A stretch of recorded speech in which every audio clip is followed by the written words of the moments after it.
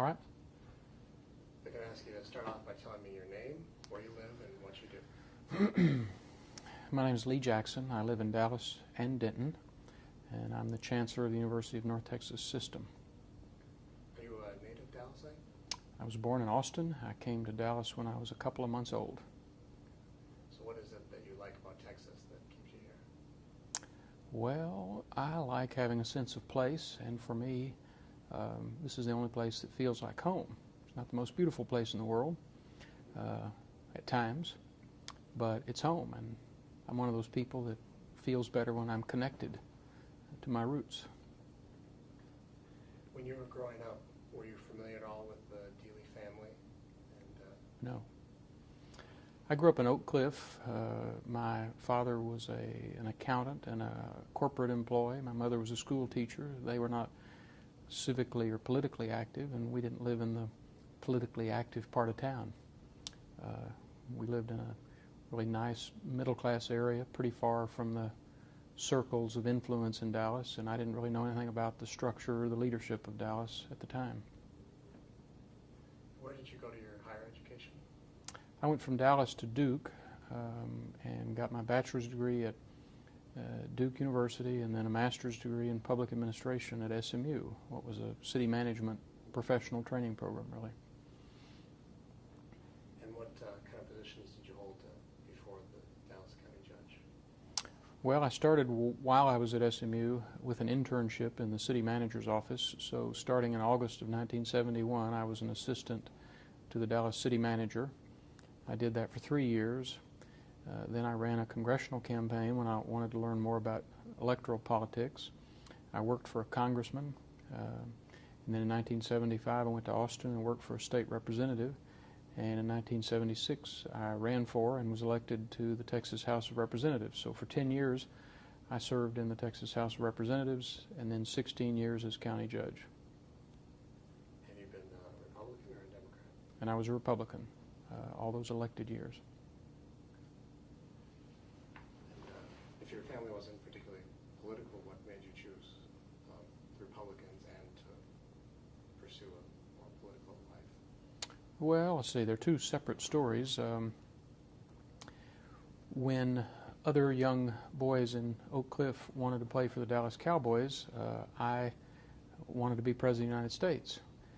Now, that dates back to pretty early in my life, so I can't say exactly what caused me to have that ambition. I think it was in part a process of elimination. Everyone else seemed to know exactly what they wanted. They wanted to be a doctor or an athlete, and I didn't have any discernible talent, except I was interested in words and ideas and in history. I read a lot, and I think at some crucial formative years I saw Lyndon Johnson on television and thought I could do better than that because he wasn't a very good speaker. So that led me to have an interest in government. I read books about government when I was young and just somehow always knew that that's what I was going to try to make into a career. And later when I heard about city management, it was the first time I knew about professionals, that there actually were trained managers who worked in state and local government just the way there are people who get a business degree. So I had that interest in government from a pretty early age. I didn't have any particular political philosophy. I didn't know anything about liberals or conservatives or socialism or capitalism, but I was interested in how we govern ourselves in a democracy. I actually think that much of my political philosophy was formed when I read Ayn Rand and her novels. And for a time, a very short time, I was infatuated with her very individualistic philosophy. But then I read Edmund Burke and saw a different kind of traditional or conservative philosophy, a more community-oriented and historically rooted philosophy, and I became a different kind of a conservative. But somewhere in that process, I became a Republican. I do remember in 1964 being impressed with Barry Goldwater as a person of integrity. Almost everyone said he was a person of integrity, even those who didn't agree with his philosophy. And to me, at age 14, integrity seemed to be very, very important. I couldn't understand why you would support someone for government leadership who was considered manipulative, devious, cynical, perhaps not honest, over someone who everyone agreed was a person of great honesty and integrity. It was only later in life that I found there were actually issues that played into these elections as well as personal characteristics. So Barry Goldwater was probably the first Republican that I knew of who had some redeeming features. There just weren't elected Republicans in 1964 in Texas. A couple of years later, I helped as a high school student support John Tower for the United States Senate in Texas. He was also someone who was very well thought of. He was a college professor, extremely bright, and he was, by Texas standards then, a maverick. He was running against the political establishment of Texas, which to me as a 16-year-old was very appealing. So after Goldwater and Tower, I was by then self-identified as a Republican.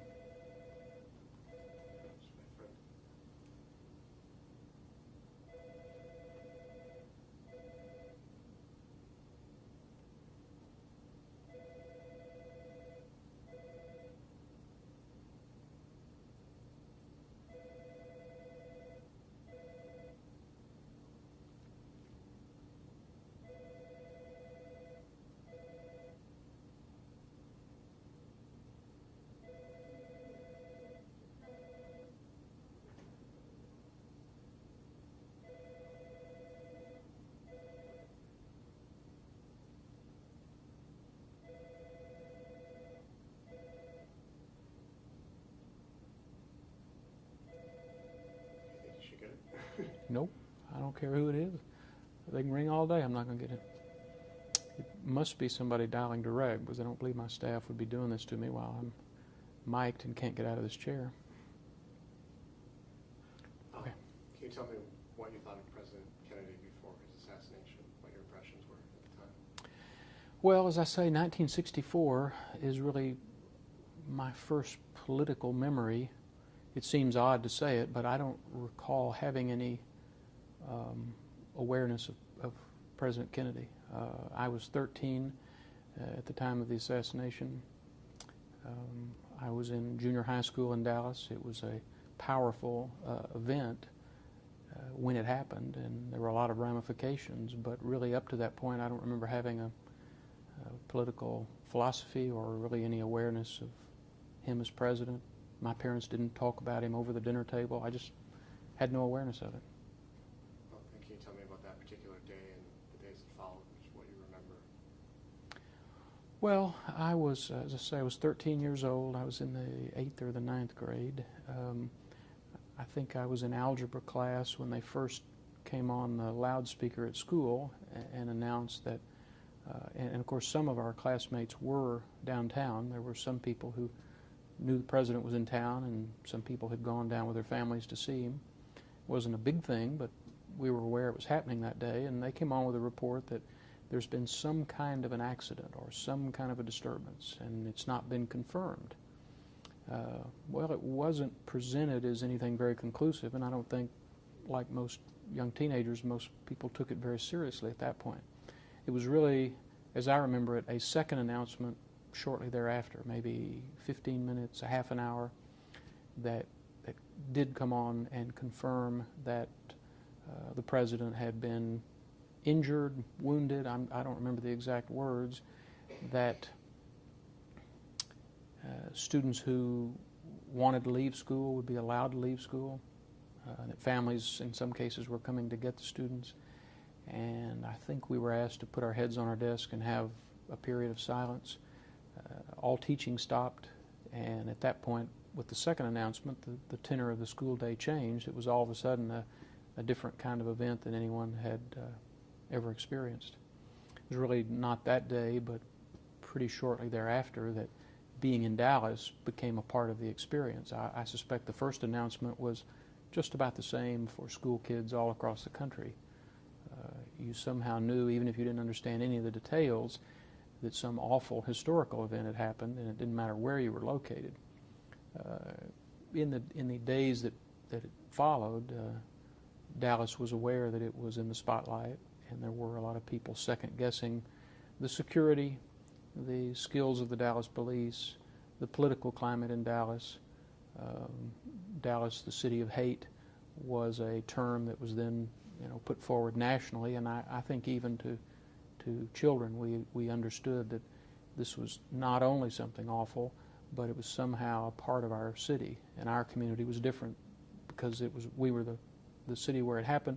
We were now a part of the story, and I don't remember having a lot of thoughts about that, but I was certainly aware of it. And then somehow when Jack Ruby was shot, not that many days later, I actually remember seeing that with my family watching television, and as did many people across the country, except that you knew it was happening 10 miles away from where you were watching, and it was once again a reflection on your local police department and your local community. So it was a very odd period. You said you grew up in Oak Cliff Mm-hmm. area. Was that, did it ever seem odd to you, like Oswald had lived in that area? Did that ever come up? Yeah, I mean, for the rest of my years in Oak Cliff, and I lived there another 4 years until I went to college, there were connections to the incident that would pop up from time to time. The officer who was shot by Oswald, Officer Tippett, had a son who attended our school. The movie theater that Oswald had ducked into for a while in the middle of the day, the Texas Theater on Jefferson, was a theater that some of us went to later by the time I was in high school. I don't know what kind of films they showed in 1963, but in 1965 and 6 it was the closest thing we had to an art house. So I went there to see movies like Tom Jones, which was considered a very risque movie, and the Texas Theater was the only place that it was shown. So anytime you went to the Texas Theater, you remembered, not that there was any plaque or anything at the time, but you knew that this was the infamous Texas Theater. I don't remember driving by the school book depository or going up and down through the Triple Underpass and making a special site out of that. That was not somewhere where I went as a kid. I didn't go into downtown Dallas. My father and mother didn't work in downtown Dallas. But certainly in Oak Cliff we had a few connections to the events. So looking back now and being politically aware, what are your thoughts on President Kennedy? Oh, I'm getting ready to read the newest Robert Dallek biography, An Unfinished Life, I think it is, An Unfinished Something. I have ambivalent feelings about John Kennedy, other than the fact that he was very different than many recent U.S. presidents. He was well educated from as close to an aristocracy as this country has, from a section of the country that's always been considered the intellectual leading region in New England, and was handsome and had an attractive family. Other than that, I think his record was very mixed, and there's a lot to disagree with.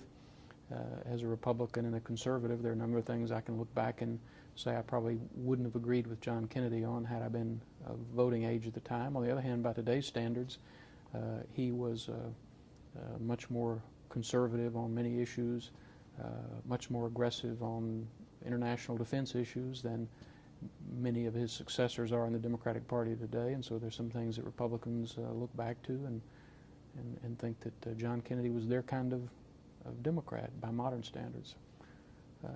He's an interesting man with an interesting family and a lot of challenges, and it would have been fascinating to see how he dealt with all of the issues after the first 100 days and after the honeymoon and after that first period of his presidency. It, for most presidents, gets much harder in the second term, and we'll never know, because of his presidency was frozen in that moment, just as our image of him as a young man is frozen at that age. Do you have any speculation on what the world might be like if he had lived?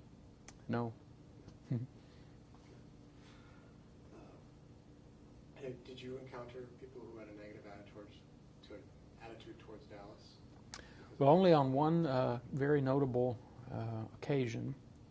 In the summer of 1964, my Boy Scout troop sent delegates to the National Scout Jamboree, which is held in, or was then held in Valley Forge, Pennsylvania. Thousands of Boy Scouts camp out in tents in this large park and have 3 or 4 days of activities. Well, for us in Dallas and in Oak Cliff in particular, it was a very big deal. You didn't fly readily back then. The rates weren't as reasonable, and people didn't fly every weekend. I'd never flown anywhere. So I'd never been to Washington, never been to Philadelphia, never been to New York, and we organized a tour basically in which we flew to Washington, took a bus around, drove up to Philadelphia, looked at historic sites, and went into New York City for a day. And at several points on that tour, we were, shunned would be a strong word, but we received negative reaction because we were in scout uniforms that had our troop number and the name of our city on our right shoulder. So the patch said Troop 525, Dallas, Texas. And when 20 or 30 boys go walking down the street with Dallas, Texas on their shoulders, particularly when you're in a military-like uniform, and you're from Dallas, Texas in 1964, there were people who crossed the street and made various expressions of disgust, some of them profane. No one hit us or attacked us or whatever, but we actually went to counseling before we went on this trip.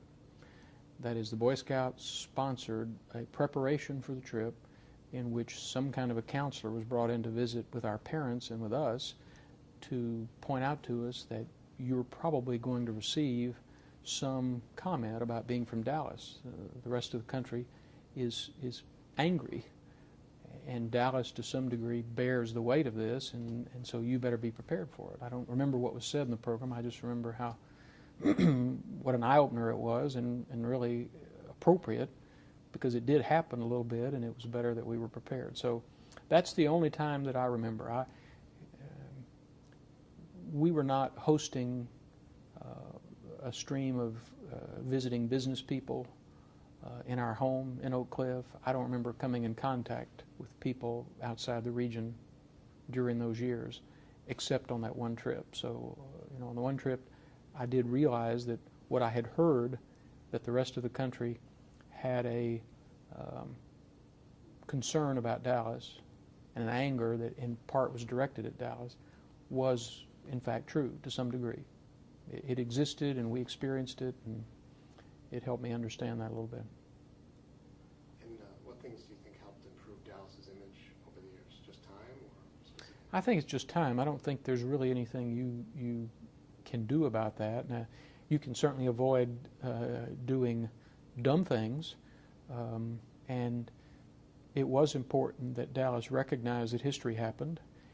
It did it in a very limited way with the fundraising that made possible the Kennedy Cenotaph downtown, and thanks to the help of Stanley Marcus and others, the group that raised the funds for that cenotaph sought the informal advice of the Kennedy family about an architect, retained Philip Johnson, and built a memorial, probably not in the location that Philip Johnson or the family would have originally chosen, but they did build a memorial that was considered an appropriate and sober and distinguished piece of architecture. Now, most people in Dallas found it cold and unexpressive and bizarre, and in fact, a lot of visitors made fun of it and said, well, Dallas couldn't even put up a good statue. They had to put up this box.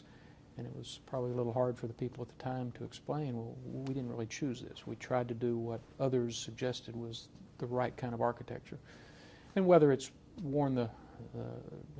met the test of time or not, I'll leave to others. But Dallas did that and tried to respond. I forgot, what was your question again? Just what made Dallas's image improve? Oh, yeah,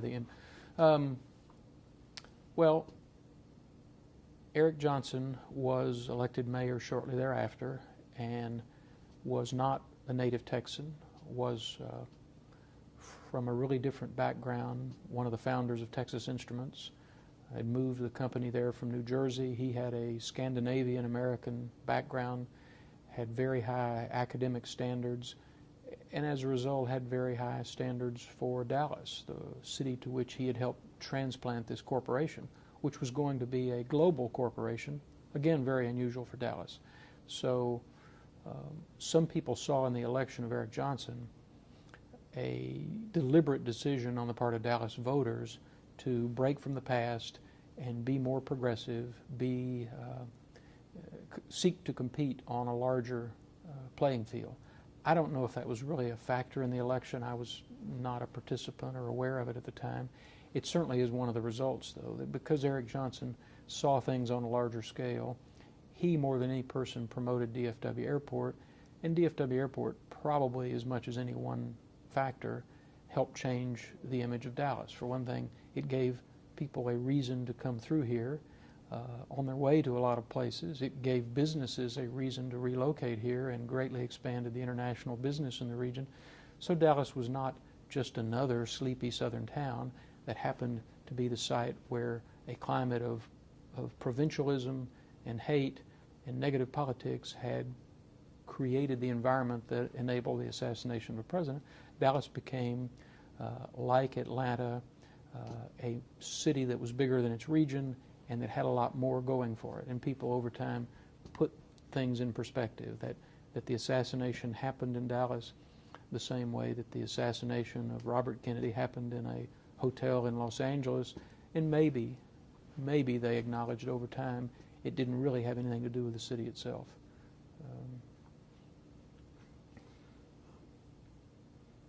Can you explain to me what the Dallas County judge position actually is? Well, every state has some provision for county government. Counties, in most cases, carry out the laws of the state in running the courts and operating the jails and public hospitals. Some states elect a county commission and they elect their presiding officer. Some states have a county executive in which someone is actually hired as a professional to run the business affairs. Texas has an unusual system in which every county has a 5-member governing body.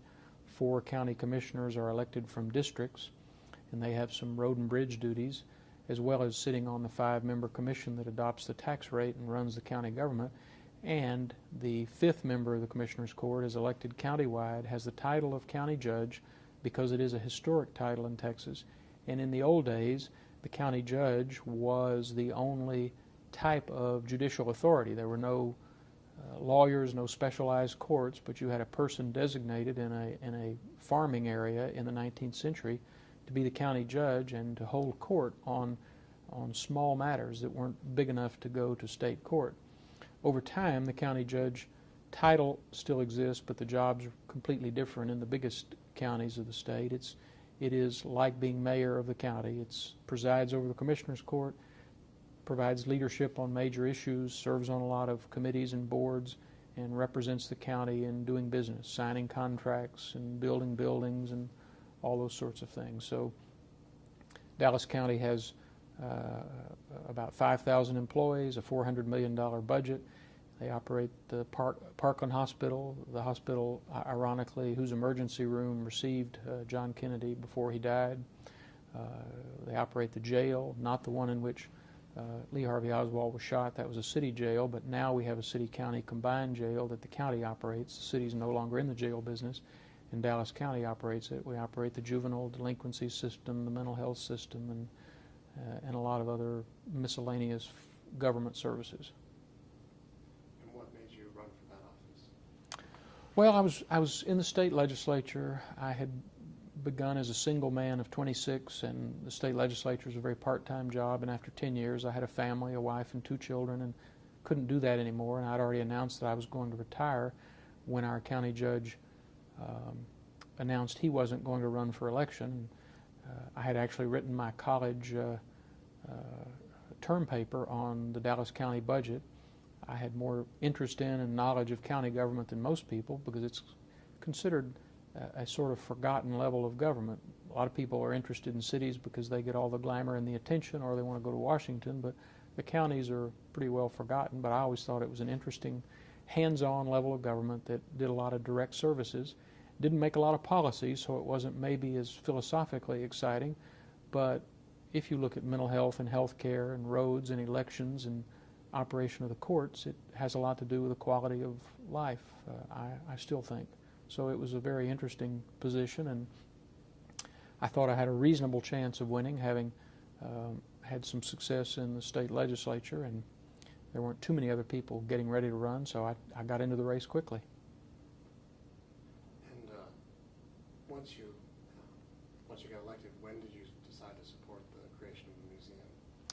Well, it wasn't an issue in my campaign. It wasn't the sort of thing that was glamorous enough or important enough to make a major plank in a campaign, but I knew about the project. I just didn't know very much about it. I was elected in early November and started immediately going down to the building where the County Commissioners Court meets for their regular weekly meetings.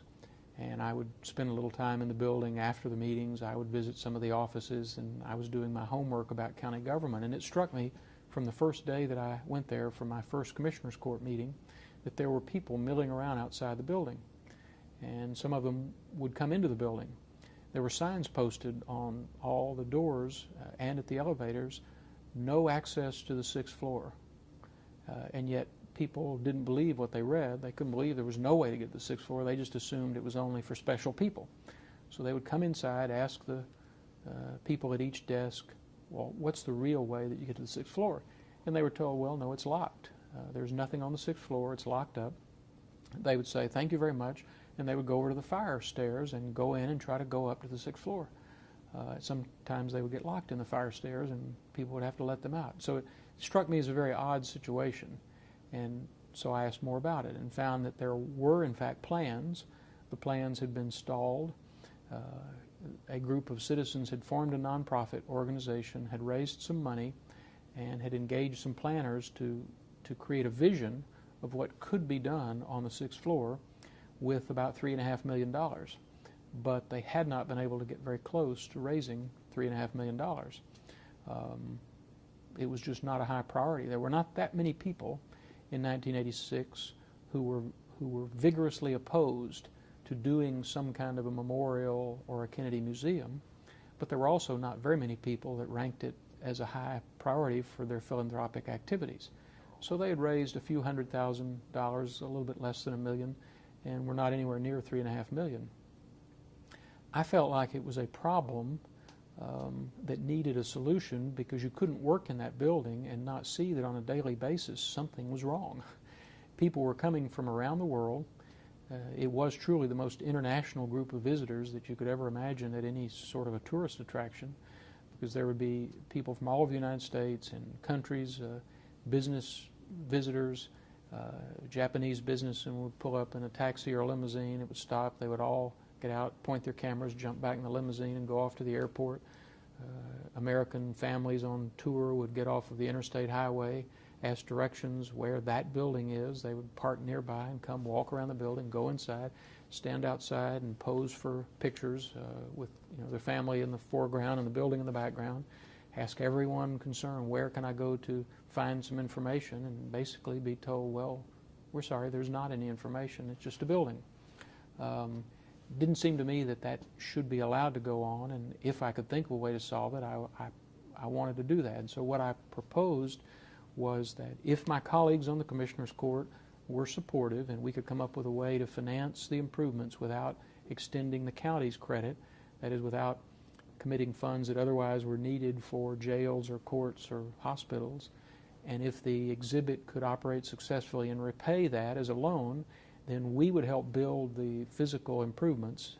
It required a separate visitor center and a separate elevator, and then some significant improvements to actually install the exhibit. And we would propose to build the building for a couple of $1 million if the nonprofit group could raise at least $1 million to put in the exhibit itself. So they could own the materials. We wouldn't have to be put in a position of the county government owning historical memorabilia or taking editorial control of the content. We could bless the project, approve it, help provide space for it, get repaid for the investment of building it, but not actually have to operate it. And that's the plan that we eventually came up with. Now, I didn't I didn't know all the details on the day I was sworn in, but early in January of 1987, I think it was on January the 2nd of 1987, I was sworn in as county judge and gave a short address and said that day that one of my goals, in addition to balancing the budget and improving county services, would be to find a solution to this sixth floor issue and at last complete the project as it had been designed. And those who had worked on it for, at that point, over 10 years, they really didn't get the plan fully crystallized until sometime in the late 70s, I think. But it had been developed and then been stalled for quite a while. So they were heartened that something might be possible, and we started meeting, and I met with the financial advisors to the county and the bond lawyers and the other people to figure out if there was a way to issue a certain kind of debt instrument that we could retire through payments from the exhibit. And we worked all that out really within a few months and got the project underway and went through all the interesting architectural experiences. We had a private group coming inside our office building, filling out a floor, and we had to decide how much of the cost of the building they would share and repairs to the roof and the structure and a lot of other issues. So it was a interesting first major building project for me as county judge and a unique one. And I think it's been very successful in doing just what I wanted it to do. I'm not a museum expert, but my impression has always been that it was done thoroughly and tastefully and fairly, and that it, most importantly of all, it met the needs of the people who come here.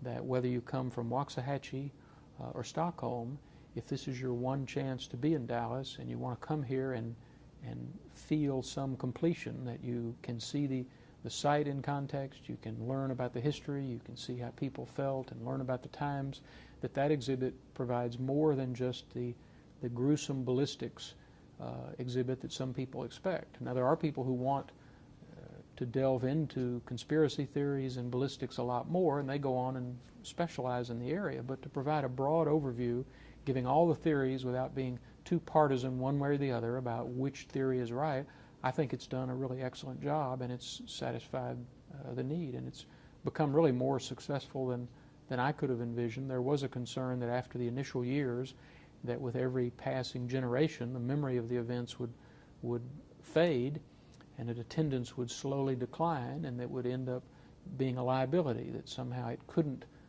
pay its staff and keep the doors open and refurbish the exhibits and maintain its currency, but instead it's done just the opposite. It's had to evolve a little bit to do it.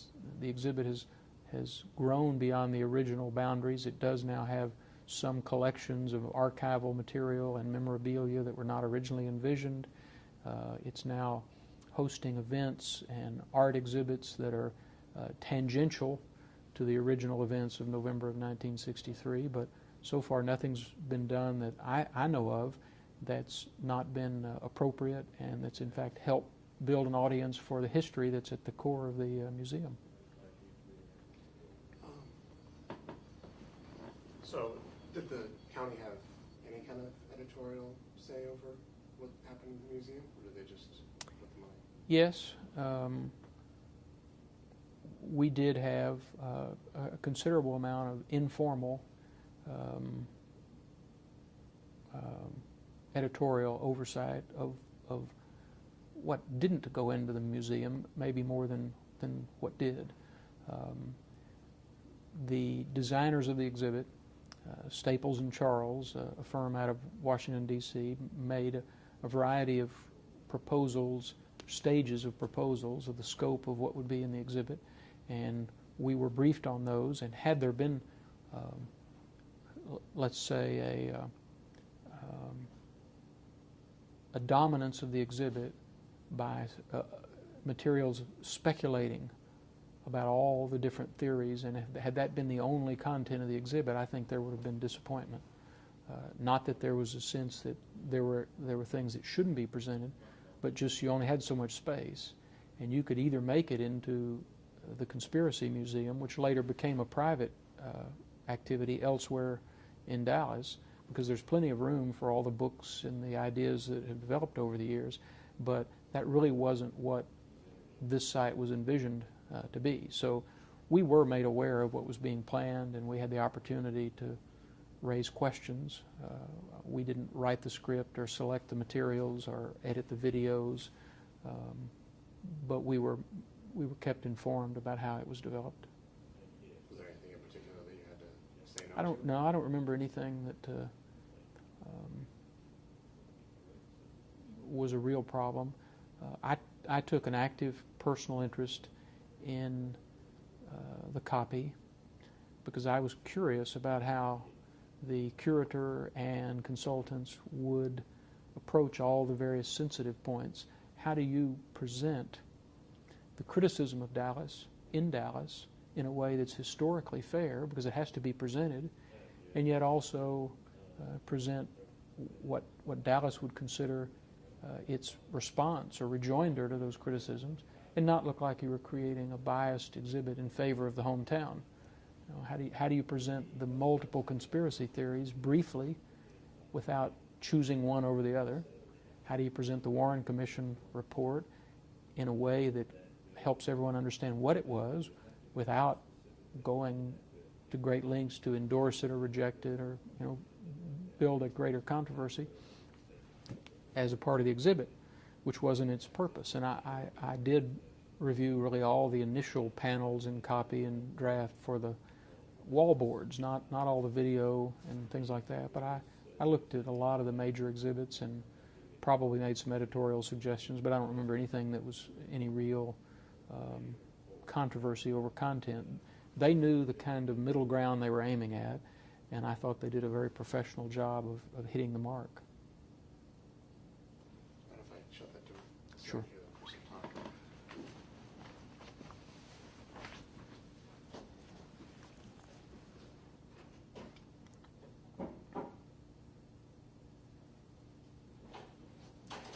How long do you think we'll be, by the way? Probably another 10 minutes. Is that okay? Okay. Or 30 if I keep talking so much? What made you leave the position of county judge and come here?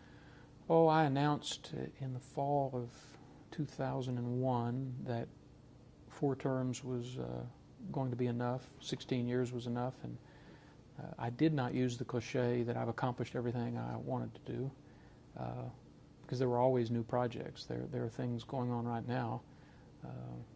Jerry Jones and the Dallas Cowboys have approached the county about building a massive new football stadium entertainment arena, and they had talked to me about that before I left. The county's working on building a new civil courts building.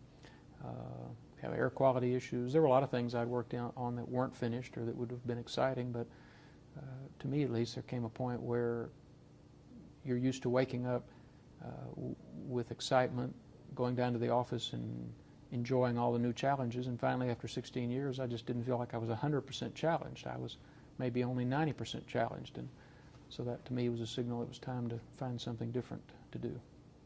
And how did you find this?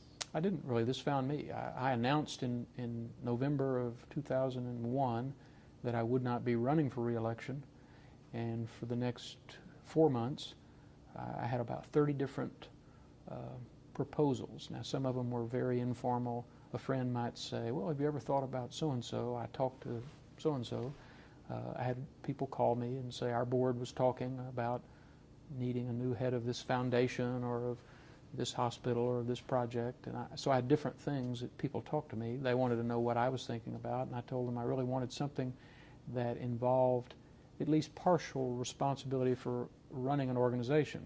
I was approached, as political people probably always are, about being a mouthpiece for various organizations, basically being a public relations spokesman, because they assume that if you're good at giving speeches or you're comfortable working in the public arena, that you would like that job. And there are some of those things that are very interesting. I just knew that it wasn't really exactly what I wanted. I wanted to, even though it's a lot harder to have administrative responsibility, I wanted to be in a position that had some budget and staffing responsibility for actually delivering projects, for helping make an organization better. And of all the organizations that contacted me, this was the job that was most meaningful, that I felt like I could do the most good, that I would have the most responsibility, and that might be the hardest. And it's proven pretty challenging so far. You think you'll ever run for public office again? I have no plans to, and I know that sounds coy. It's just why say the word never. Most of the time when a political person says that they're beating down his or her door to get them to run for a political office, it's usually the person, leaning out the window knocking on their own door. They want to hear it. They hear it because they want to hear it. So I really don't have any appetite for running for office again. It was hard and grueling, and I got a lot of satisfaction out of it. I did it for 26 years. Had I wanted to be governor or do those sort of things, I guess I would have planned and already tried to do that. I always told people if I lived in Rhode Island, I would have already run for governor. But in Texas, you've got to be independently wealthy or be willing to spend 2 or 3 years on the road, and I long ago lost the appetite for that kind of thing. So maybe something would happen someday, but it's not my current plan. I hope to enjoy this job as much as I enjoyed being county judge. That doesn't mean I'll stay here 16 years, but if I could get as much enjoyment out of being a leader in a large university system as I did in county government, I'd be happy to feel like I was productive and to work at it for a long time. Can you tell me about the plans you were telling me before about moving the memorial and what kind of was left unfinished with that? Well, downtown Dallas has not finished evolving. We have a World War II era downtown with an old-fashioned street grid system, a lot of buildings from the 50s and early 60s, some of them vacant, and there's a sense of expectancy that something different is going to be happening in downtown Dallas. We've added a lot of housing around the periphery, but the core in the downtown Dallas business district is still a lot of empty buildings. So the county has suggested that we'd like to revitalize the southwest end of downtown and do some things different. We'd like to take the 2 blocks that are in front of the county courthouses, divided by Elm, Main, and Commerce, and make them into a grander park to treat that whole space as a plaza and rearrange what's out there now.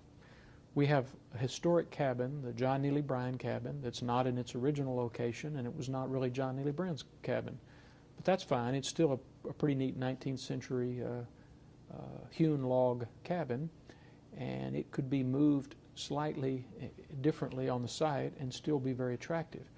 In a very unimaginative way, we stuck the postage stamp sized cabin right in the middle of one city block with 4 sidewalks that lead perpendicularly up to the cabin. So you've taken the entire block, cut it up with sidewalks that don't really do much except lead you to the cabin.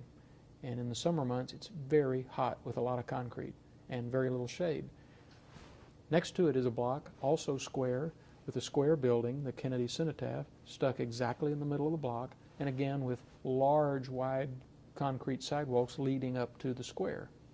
So you have 2 blocks of concrete in the summer that for really dedicated tourists who want to go up and find out what they are, you can do it, but you don't have any change in the landscape. You don't have any berms or hills or interesting features. You don't have nice trees. You don't have fountains. You don't have a gazebo. You don't have any picnic seating area. You don't even have historical signage in which you could present a lot of information in 2 blocks. It's neither a place of beauty, nor a place of history, nor a place of good architecture, nor a place for public events. It's just 2 blocks dedicated to 2 buildings that do have their historical importance, but they don't have to be there. One of the things that I asked when the proposal first came up to develop this area was, is it possible we might close 1 block of Main Street and create a 2-block park? One of the issues was, did we have any opportunity to move the Kennedy Cenotaph? Philip Johnson's still living, and an approach was made to him to ask how he would feel. And the answer that I received back was that that was not his original site. He thought there should be some sight line between the Cenotaph and the school book depository, and that therefore he would be amenable, to the extent he was asked, to studying ways to move the Cenotaph, and that he and his firm would like to be consulted. So I thought at the right time, if the county ever receives the opportunity from the city of Dallas to close that 1 block of Main Street, that they ought to go to Philip Johnson and his firm and get them to come back to Dallas and look at it and help us plan the site in a better way. A better way for visitors, more shade, more seating area, historical information outdoors as well as inside the exhibit, better maps of the site, just a lot of things that could be done. Better lighting and fewer cars, if possible, going right through the middle of it.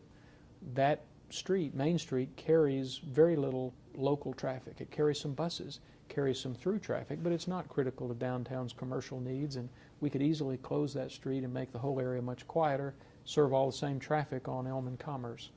But it's going to take a lot of work. There are some people who are opposed to closing that block of Main Street, and it was one of the things I didn't get finished when I was there. I just couldn't get them to agree to let us try an experiment even to close Main Street. But the county does have pretty exciting plans to, even with a divided park with Main Street down the middle, to at least make the features much more attractive, and I hope they're able to do that. You mentioned briefly the Conspiracy Museum, and what do you think of not only Conspiracy Museum but the vendors who have kind of gathered in this area? Well, I've had mixed reactions. I've tried not to have just a knee-jerk desire for a government-sponsored monopoly on the information, which is, after all, what some of the conspiracy theories are about. So why reinforce that theory by pretending that there ought to be one source of information on the site? Let history finally judge, who really does have evidence on their side. I have always thought that it would be nice if the sixth floor museum and the city and the county wanted to provide more thorough and balanced historical information, that they should figure out a way to have a presence out on Dealey Plaza. There should be some kind of information booth or visitors bureau. Now, there is a visitors bureau inside the old Red Courthouse now, but I think for a lot of the pedestrians, they don't ever get inside to see that.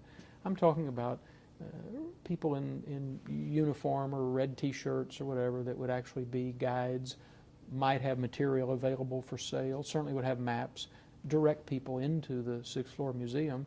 It'd be about as far as I would go in thinking that we need to correct the presentation on that site. It always concerned me that people came to the corner of Elm and Houston and didn't always know that there was a building on the backside of the school book depository that had all this information, because we were so subtle in presenting it. Unlike any commercial venture, we didn't have flashing neon signs. We didn't have someone out passing 2-for-1 coupons on the corner. We just had really a pretty subtle arrow that said the sixth floor this way.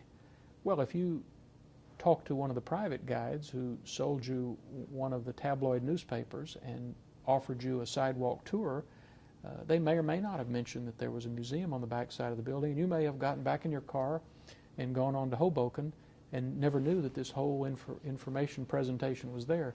So that was really my only concern. I think rather than try to regulate who's on the sidewalk and cut off the vendors, the city and the county ought to get together and have a really more professional plan about how to have good information out there on the sidewalk.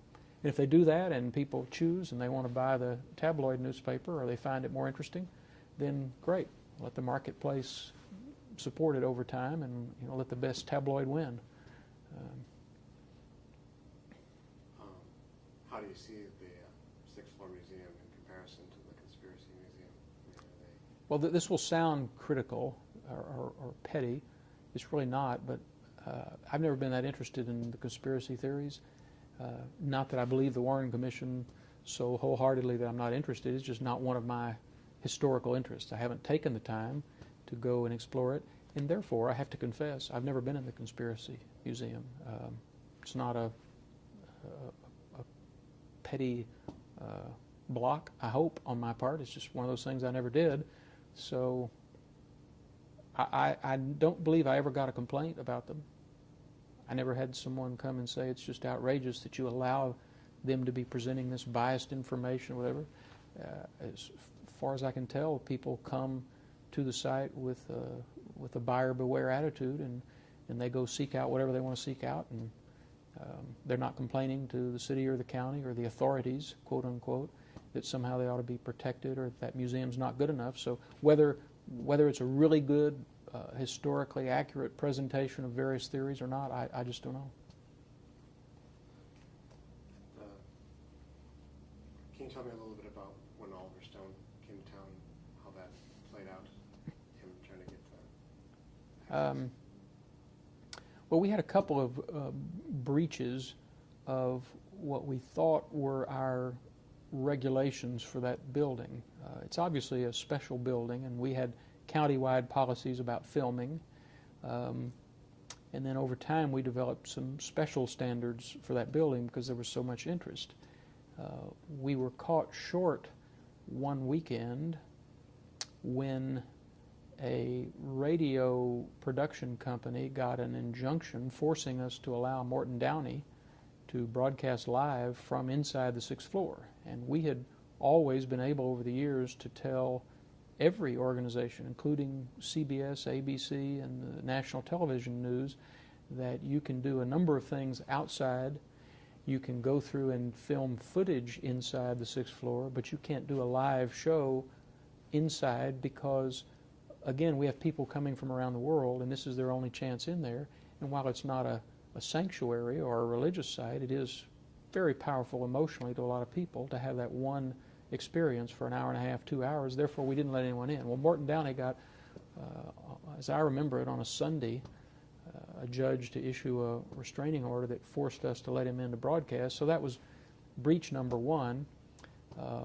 And then came the Oliver Stone movie production, where his production company came to town, talked to our staff, understood the rules, and wanted to enter into an agreement in which they would pay to do certain things. They would rent the 7th floor. They would rent the parking lot outside the building for several months. They would decorate the building in certain ways, and they would pay us a certain amount. I didn't think it was appropriate. I didn't think it was necessary. And I thought that the argument that they needed to physically be inside our building and recreate the 6th floor experience on the 7th floor of the school book depository was absolutely laughable. People film movies all the time about the White House without telling the president to, by the way, would you move out for 3 months while we film here in the real White House? Otherwise, we can't present the experience of the American presidency. It's just absurd. I thought at the time that what Oliver Stone wanted was notoriety, and he got it. Thanks in part to me, because I opposed his request for a lease and said they can go in a film studio and create whatever they want that looks like the 6th floor. Since we're not actually going to let him take over the 6th floor itself and spend 3 months pointing his cameras outside the 6th floor window, it's not going to be the real experience anyway. It's going to be off the roof or the 7th floor or whatever. So why mess our building up? Why disrupt the experience for the visitors? Why make this a movie set for months and months on end? But we had a 3-2 vote on our 5-member governing body, and I lost. It was not the only vote I lost over 16 years, but it's one of the ones I remember the most. It wasn't a philosophical thing necessarily. I just thought it was a bad precedent. If we break our rules for Oliver Stone, and we let him do all sorts of special things, and we did, I don't remember what they were now in detail, but we let him go farther than we had anyone else. I thought, oh, this will come back to haunt us. Everyone's going to want to come here and film various things, and we'll have to let them use the building once we let Oliver Stone use it. I thought we should have said this building, of all buildings, while it's not a national memorial or a historic site, it is special, and we ought to have a rule that no one attaches anything physically, no one builds anything here. This building is sort of sacrosanct. Well, on a 3-2 vote, the court let him have that contract. The filming went okay. I think they took a little longer maybe, but by and large they upheld their contract. But ironically, in my opinion, one of the things I predicted did come true. Right after JFK was filmed, we had a movie called Ruby that came and insisted that they also wanted the building. And this time they wanted to attach some things to the windows. They wanted to take the ground floor windows back to their 1963 look. And in 1963 they had some aluminum or concrete screens that covered all the downstairs windows in a quite elaborate pattern, and they had long since been taken away. Well, they wanted to come put these on with styrofoam and stick them on the windows. And I opposed that contract just out of principle, but I felt some smug justification later when it turned out this company went in the middle of the night one night without really explaining it to our staff, and after they stuck the styrofoam in the windows, they sprayed carbon black all over them to make them look aged instead of bright white. Well, the carbon black on raw brick just went straight into the bricks of the building. And after they finished the museum, the filming, they said, oh, by the way, we can't get the black off of your building.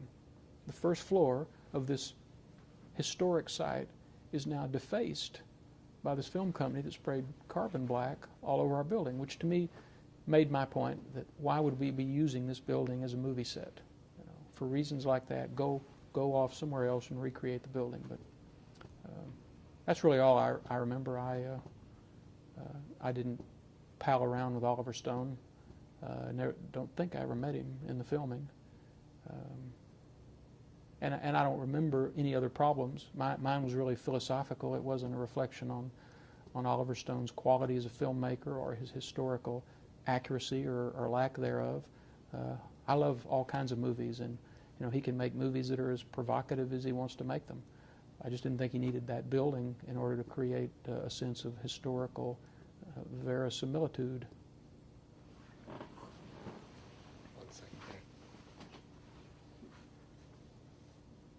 Okay, I was watching my clock on my here. I wasn't sure if we had used them. Got 5 more minutes left, so I just want to ask you: did you ever see his final film?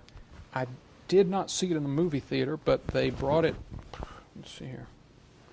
Yeah, they brought a preview to the county and set up a viewing one day in a room, and I watched it. And what did you think? I don't remember. It was a long time ago.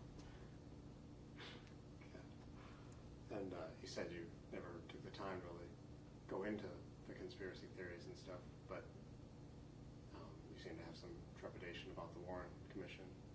No.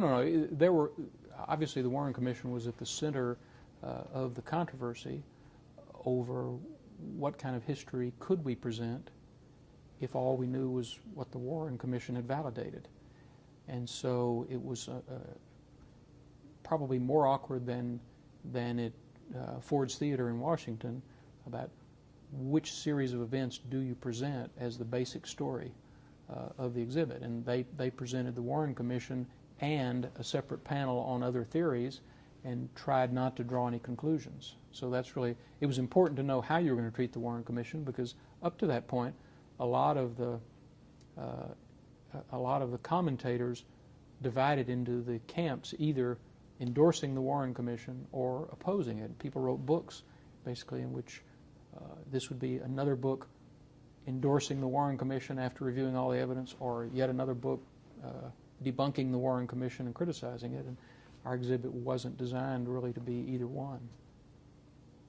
So do you personally have any thoughts about what you think actually happened? It doesn't seem likely to me that one misguided loner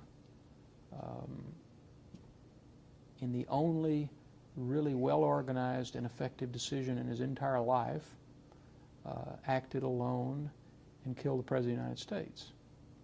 However, stranger things have happened in history, and history is full of odd coincidences and circumstances. And so until there is evidence that as a rational person I can respect, I have to accept at this point that we have no convincing evidence of what other scenario may have happened. That's about as far as my limited research has taken me. I'm prepared to retain my right to change my mind. I just haven't yet seen the evidence that persuades me that any of the conspiracies are more than coincidence, and that they're conclusive. And so what do you think the future holds for Dealey Plaza? Well, I still think there are some physical improvements that could be made that wouldn't distort history. I don't think it has to be frozen in time, the entire area. On the corner of Elm and Houston, there's a steam vent that comes out of the ground in the sidewalk and it's rusting, and it's no longer used for any purpose. And one of my first actions as county judge was to ask to have that metal, it's a metal pipe, comes out of the ground about 6 or 8 feet right in the busiest part of the sidewalk where all the tourists are. And I said, okay, someone give me a report. What'll it take to go cut that pipe off at the ground and cover it over with concrete and have the sidewalk be more effective? They came back and said, oh no, all the historical experts would like us to not make any changes unless they're absolutely necessary. Want to leave the old street signs, want to leave the old street lights, and that particular metal pole was in a lot of the photographs that day, and therefore they want to leave that metal post right where it was. That to me is unnecessary, and so I think the Dealey Plaza area can still be made to function better for the tourists on the sidewalk. Probably long term there need to be better places to eat and other places in the area. The area needs to develop, but it just needs to know what that core is going to look like and to protect the things that are important. I forgot to ask you, did it surprise you that people like put down an X in the street and that they underline the allegedly on the plaque that says, you know, that Oswald allegedly shot from this building and it's scraped on it? No, I think that's kind of fun. I mean, you know, people are not sheep. I mean, they're not supposed to go to these sites and assume that all the historians before them have the last word. Everyone who writes a paper or book in history is usually trying to change or refine the conclusions of those who went before. So why not the tourist in America? If we're a free country, you're free to have your opinion. Now, if they rip the sign off the wall, I would object. But just the fact that they've scratched under the word allegedly, I've always thought was kind of fun. And do you think that tourists will still be coming here like this even when everybody who...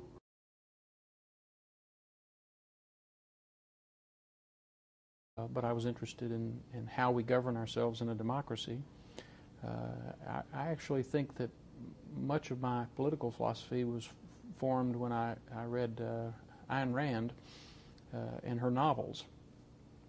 And for a time, a very short time, I was infatuated with her very individualistic philosophy. But then I read Edmund Burke and saw a different kind of traditional or conservative philosophy, a more community-oriented and historically rooted philosophy, and I became a different kind of a conservative. But somewhere in that process, I became a Republican. I do remember in 1964 being impressed with Barry Goldwater as a person of integrity. Almost everyone said he was a person of integrity, even those who didn't agree with his philosophy. And to me, at age 14, integrity seemed to be very, very important. I couldn't understand why you would support someone for government leadership who was considered manipulative, devious, cynical, perhaps not honest, over someone who everyone agreed was a person of great honesty and integrity. It was only later in life that I found there were actually issues that played into these elections as well as personal characteristics. So Barry Goldwater was probably the first Republican that I knew of who had...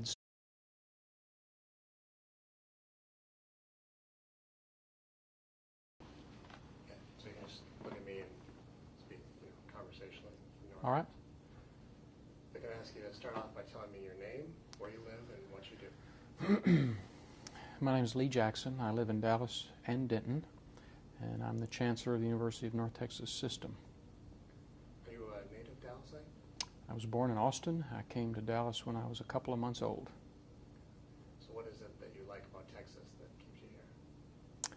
Well, I like having a sense of place, and for me, this is the only place that feels like home. It's not the most beautiful place in the world at times, but it's home, and I'm one of those people that feels better when I'm connected to my roots. When you were growing up, were you familiar at all with the Dealey family? No. I grew up in Oak Cliff. My father was an accountant and a corporate employee. My mother was a school teacher. They were not civically or politically active, and we didn't live in the politically active part of town.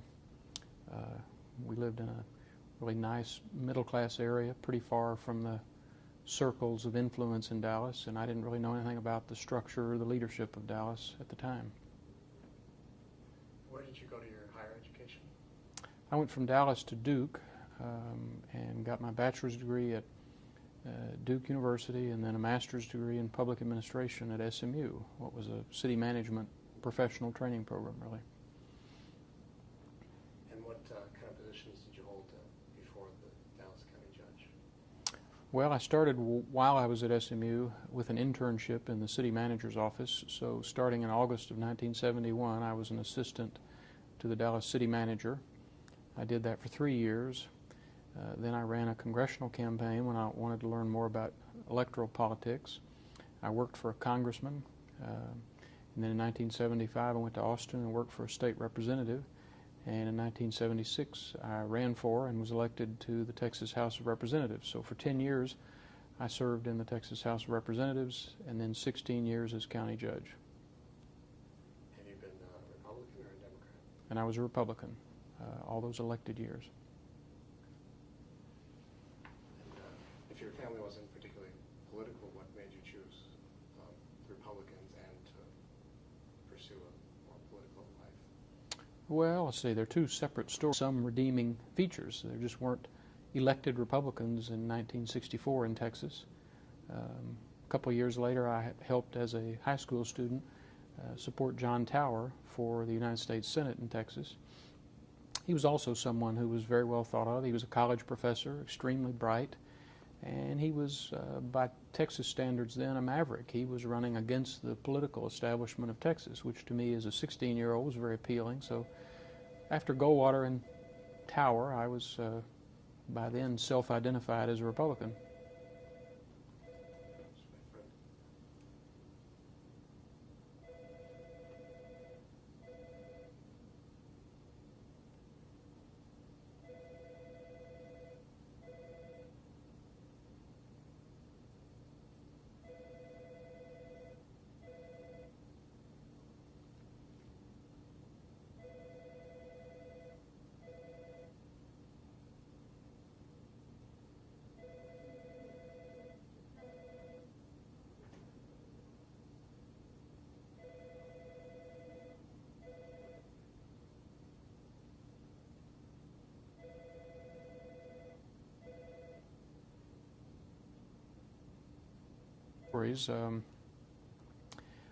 When other young boys in Oak Cliff wanted to play for the Dallas Cowboys, I wanted to be President of the United States.